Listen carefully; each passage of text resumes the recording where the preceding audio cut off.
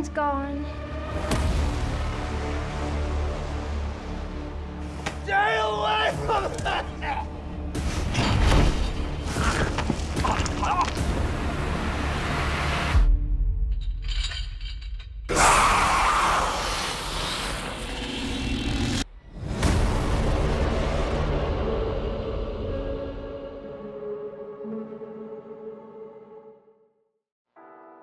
With the recent release of Resident Evil 9, the legendary survival horror franchise has once again become the center of attention in the gaming world. Every new entry in the series sparks discussions among fans about the story, the gameplay direction, and whether the series still holds the same terrifying magic that made it famous in the first place. But to truly understand why Resident Evil continues to dominate the horror genre after nearly 3 decades, we have to rewind the clock and look back at where it all started.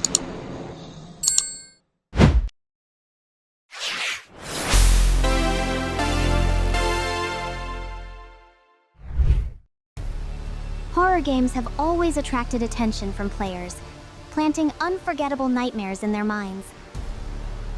Over the years, the genre has continued to grow, with many popular titles emerging, but few franchises have managed to define horror gaming the way Resident Evil has. Interestingly, back in the early 1990s, horror games were not yet a major force in the industry. That all began to change when Alone in the Dark was released and quickly gained attention across the United States and the global gaming community. Seeing the potential of this genre, Capcom realized that horror games could become something far bigger, and they began planning their move to dominate this new space. To kick off this ambitious project, Capcom assigned the task of creating a brand new survival horror game to Shinji Mikami. At the time, Mikami had very little experience with horror games. In fact, most of his previous work involved developing titles based on Disney cartoons. Despite this, he embraced the challenge with enthusiasm. Ironically, this outsider to the horror genre would go on to create one of the most iconic horror franchises in gaming history. During development, Mikami drew inspiration from Capcom's earlier horror RPG Sweet Home. Elements such as the abandoned mansion setting, survival mechanics, and puzzle-based gameplay all found their way into the new project. At one point, Resident Evil was almost designed as a first-person game. However, the development team eventually decided that a third-person perspective would create a stronger sense of fear. The fixed camera angles allowed the developers to control what players could see, carefully setting up terrifying surprises around every corner. Players never knew what awaited them behind a door or around a hallway: a pack of dogs, a swarm of crows, a giant snake, or a group of hungry zombies. Originally, the game was going to be called Biohazard in Japan. However, due to trademark issues in the United States, Capcom chose a different name for the Western market: Resident Evil. Ironically, this name would later become legendary. When the game launched in March 1996 on the PlayStation, it was met with widespread praise. The game's limited resources, intense puzzles, and oppressive atmosphere made players feel vulnerable and constantly under pressure. Even though the voice acting was famously awkward, the experience itself was unforgettable. The game sold around 2.7 million copies worldwide, proving that players loved being scared. Moving on to Resident Evil 2. The scale of the horror was no longer limited to a single isolated mansion. This time, the nightmare had spread across an entire city. The graphics and environments were significantly improved, and many more objects in the world could now be interacted with. The variety of gameplay situations also became much richer. Each character had their own main campaign, And when playing the game a second time with the other character, players would discover that actions from their first playthrough could actually affect the second one. But what truly made Resident Evil 2 stand out was the oppressive and haunting atmosphere that the developers worked so hard to create. The game quickly sold 5 million copies worldwide, and double the number of the first game.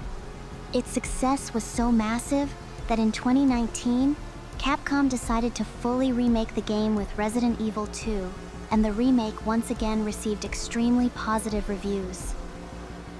With this success, Capcom proved to the entire world that they were true masters and pioneers of the survival horror genre. The game became a legendary title and inspired many other horror games of the same era, such as Parasite Eve and Silent Hill.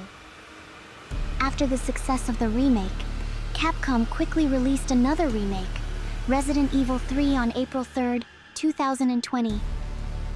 However, unlike the overwhelming praise for the previous remake, this version received mixed reactions from players.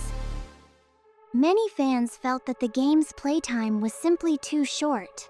It wasn't a bad game, but many believed that if it had been given more development time and attention, it could have become something truly great. Interestingly, this wouldn't be the first time Capcom took such a risky approach with Resident Evil 3.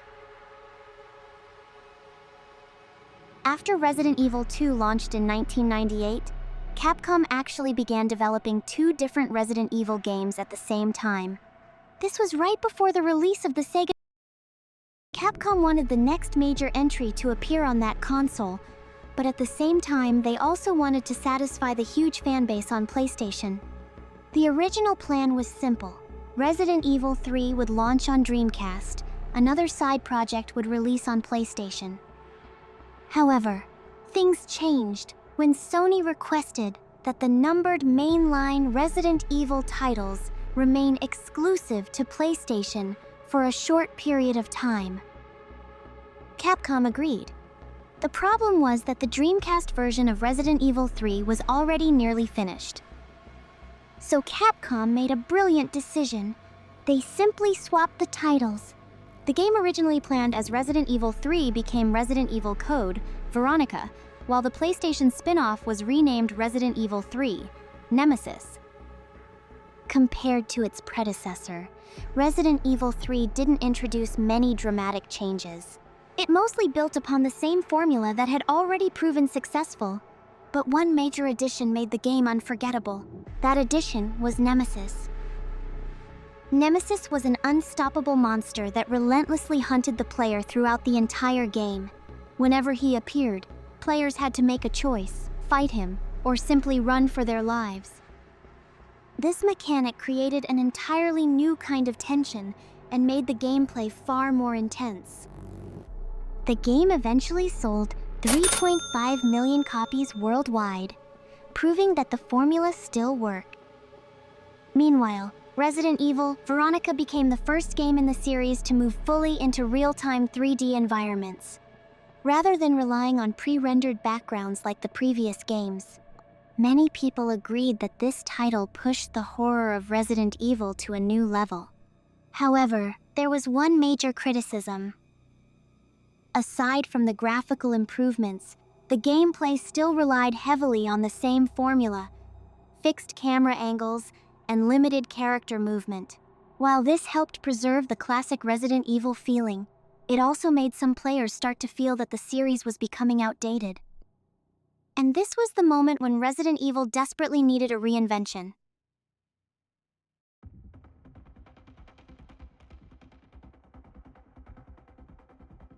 To begin that reinvention, Shinji Mikami proposed something interesting. Instead of creating something completely new, he wanted to remake the original Resident Evil, believing that the game itself still held tremendous value and deserved to reach a new generation of players. At the same time, Nintendo wanted to change the perception of their consoles. They were widely known for family-friendly games, but they wanted to attract a more mature audience. The perfect solution was to bring Resident Evil to their platform. And so, Resident Evil was released exclusively on the Nintendo GameCube on March 22, 2002. The remake gave the original game an entirely new visual upgrade, becoming one of the most beautiful games of its time. The story and characters remained largely unchanged, but new puzzles and additional gameplay routes were added, allowing even returning players to experience something new. Most importantly, the atmosphere was incredible, once again proving that Shinji Mikami was a true master of horror design. The game also included multiple new endings, dramatically increasing its replay value. Soon after, Capcom released a prequel to the story, Resident Evil 0, also exclusive to the GameCube. Although both titles received positive reviews, their sales unfortunately did not meet Capcom's expectations. And once again, the series needed a major transformation.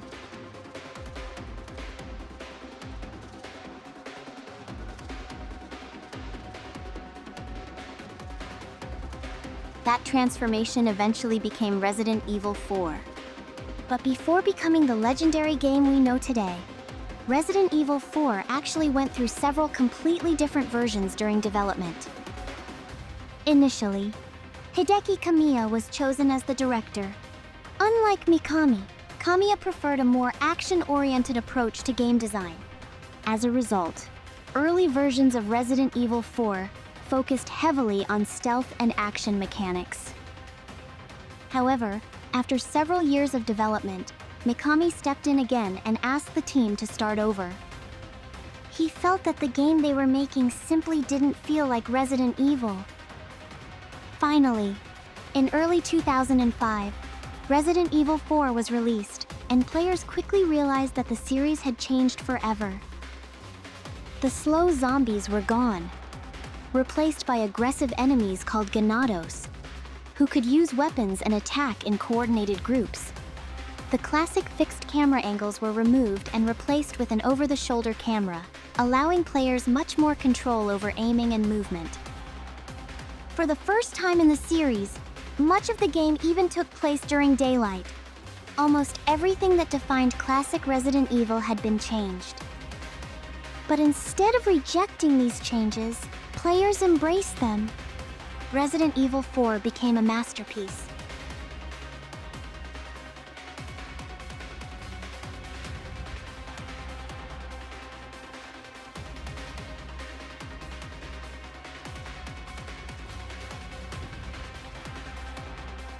After the massive success of Resident Evil 4, Capcom quickly announced Resident Evil 5, which launched on PlayStation 3 and Xbox 360.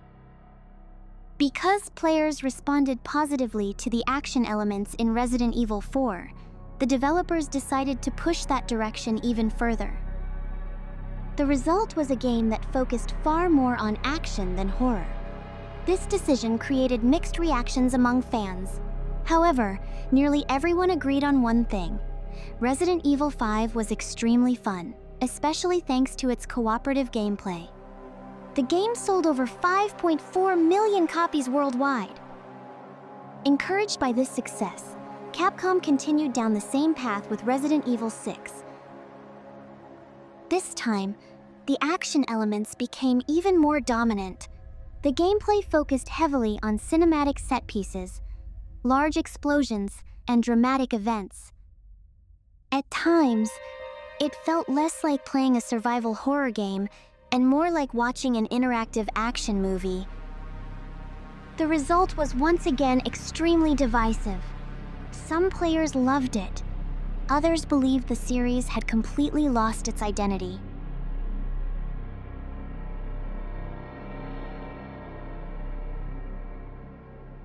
After the release of Resident Evil 6, many fans believed that the series might never return to its survival horror roots.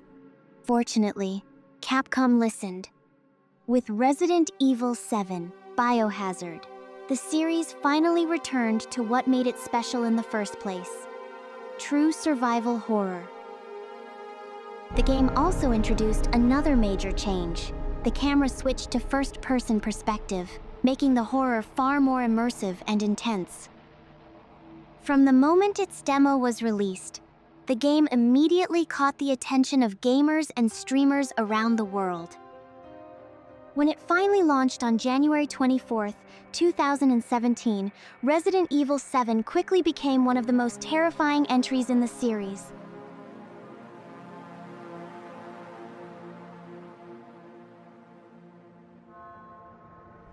Can someone please tell me what the hell is going on here? No. The place is full of nothing but blood and death. The direct sequel, Resident Evil Village, actually began development in August 2016, even before Resident Evil 7 had been released. From the very beginning, Capcom wanted this new entry to keep the core survival horror elements that players loved in Resident Evil 7. At the same time, they also drew inspiration from Resident Evil 4. The result was a game set in a mysterious European village, combining exploration, combat, and puzzle solving. In many ways, Resident Evil Village became a blend of both eras of the franchise, the atmospheric horror of Resident Evil 7, and the gameplay style of Resident Evil 4. And at this point, you can probably answer the question for yourself. Has Resident Evil ever truly died? The truth is, everyone will have their own answer. Throughout its long history, Resident Evil has constantly changed, shifting from survival horror to action, and then returning to its horror roots once again. But every one of those changes was made for a single reason: to keep the series evolving and to keep players coming back. And now that Resident Evil 9 Requiem has been released, the story of this legendary franchise continues. So what do you think about it? Let us know your thoughts in the comments below. And for now, thank you for watching. I'm going back to RE9.